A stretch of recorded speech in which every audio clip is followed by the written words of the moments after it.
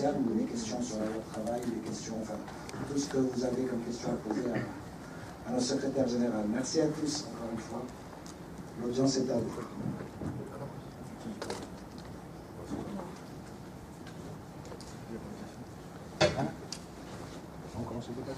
C'est à qui la parole là? Ah, c'est à moi là? Ah, d'accord. Je vais dire un truc. C'est bien organisé. Bonjour à toutes et à tous. Écoutez, je pense que moi je suis venu pour écouter aussi, hein, parce que je pense que dans la situation, faire le lien avec les ordonnances, parce que je pense qu'il y a un sujet qui nous intéresse. On en parle peu, mais un des sujets qui découle des ordonnances, c'est l'avenir du syndicalisme. Quel syndicalisme, j'allais dire, le président de la République et le MEDEF souhaitent en France.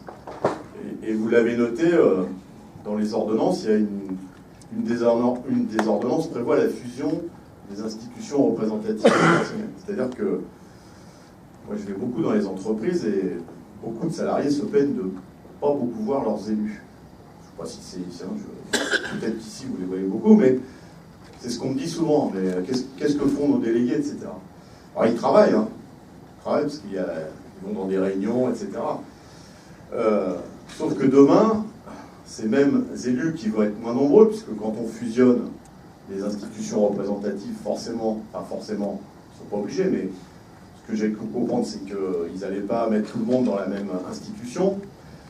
On va avoir des syndicalistes, en tout cas des élus, qui vont devoir s'occuper des questions économiques à travers les comités d'entreprise, des revendications à travers des délégués du personnel, et ils vont essayer de s'occuper de questions d'hygiène et de sécurité et des conditions de travail dans ce qui sera l'équivalent des CHSCT, mais sans les pouvoirs actuels des CHSCT. Donc on va avoir moins de monde pour s'occuper de plein de choses. Ce qui va avoir pour conséquence d'avoir des élus, des syndicalistes complètement coupés de ceux qu'ils sont censés représenter, défendre et écouter, puisqu'ils vont passer leur temps avec leur patron. C'est-à-dire qu'on va avoir un collectif d'experts complètement déconnectés des réalités du monde du travail, et à quelques-uns, ils vont décider de ce qui est bien ou pas bien pour le monde du travail. Je vous dis ça parce que, pour illustrer quelle conception certains ont du syndicalisme, et quand je dis certains, c'est le gouvernement et le MEDEF, parce que, y compris dans ces ordonnances, comme ils sont prévoyants, ils proposent que les syndicalistes soient formés par les patrons, comme ça, pour les éléments de langage, c'est plus facile, vous voyez, on se comprend. Et donc, on va avoir un syndicalisme encore plus institutionnalisé qu'il n'est aujourd'hui, et des salariés qui vont vivre à côté de tout ça. Je vous dis ça parce que notre conception du syndicalisme à la CGT, c'est tout le contraire. C'est tout le contraire. C'est le fait d'avoir des représentants des salariés, des syndiqués, qui doivent être plus nombreux, mais des syndiqués qui soient immergés dans le monde du travail. On ne peut pas parler du travail sans le côtoyer le plus régulièrement possible. Et moi, c'est ce que je retiens beaucoup des ordonnances, hormis un certain nombre de choses qui sont très dangereuses. Mais j'insiste là-dessus parce que nous voulons, à la CGT, un syndicalisme qui parte des réalités du travail. Et effectivement, un des enjeux de ces ordonnances, c'est d'avoir un comité d'experts patronal, politique, à travers les gouvernements, et syndical, qui vont parler de beaucoup de choses, plus ou moins intéressantes, mais qui vont être complètement déconnectés du monde du travail. C'est pour ça que, en tout cas c'est ce qu'on essaye de faire à la CGT, et c'est ce que j'essaye de faire, de passer beaucoup de temps dans les entreprises, écouter d'abord.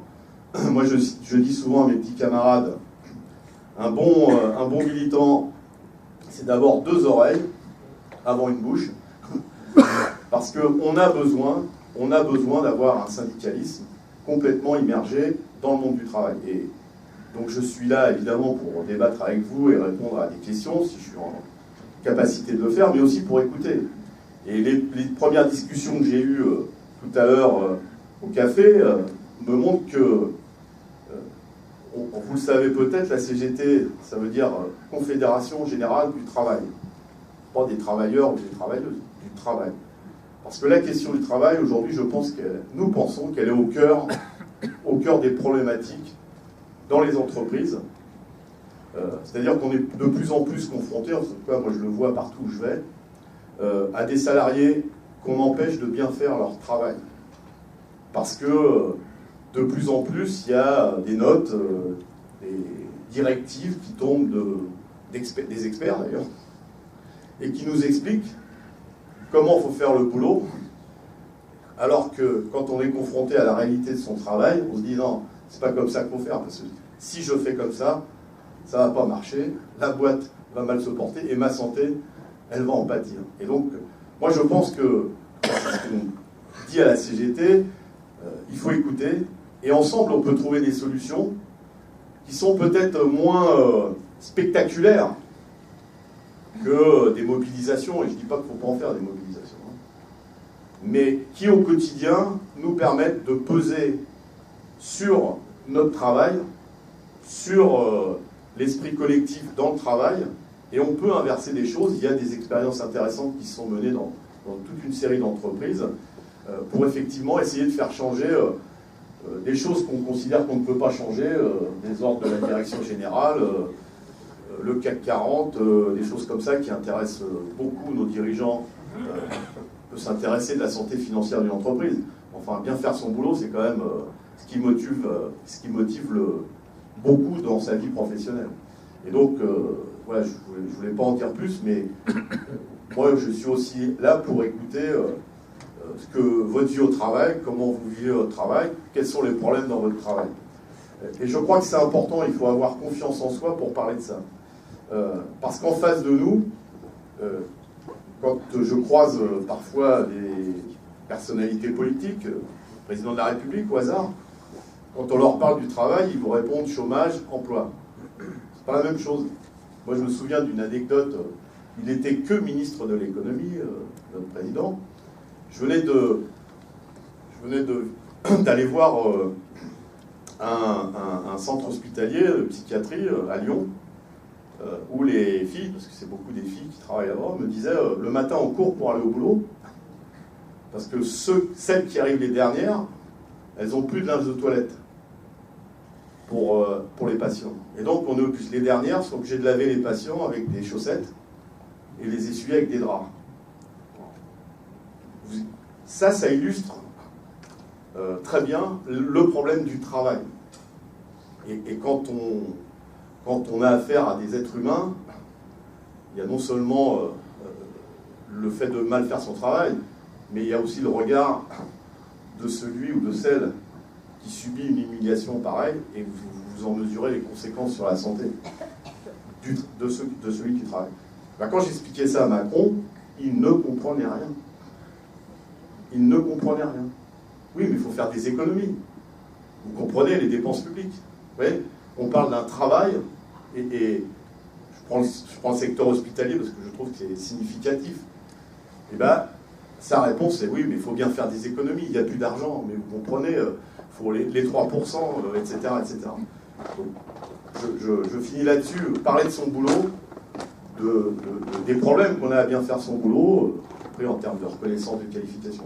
Je pense que c'est essentiel, en tout cas c'est une des bases de l'activité, beaucoup militent pour ça à la CGT, c'est une des bases de notre démarche syndicale, partir des réalités du travail, et je pense qu'on peut être très fort ensemble si on part de ces questions-là, et on peut renverser les montagnes à partir de choses qui peuvent paraître parfois très banales. J'ai assez parlé ? Bon, et ben voilà.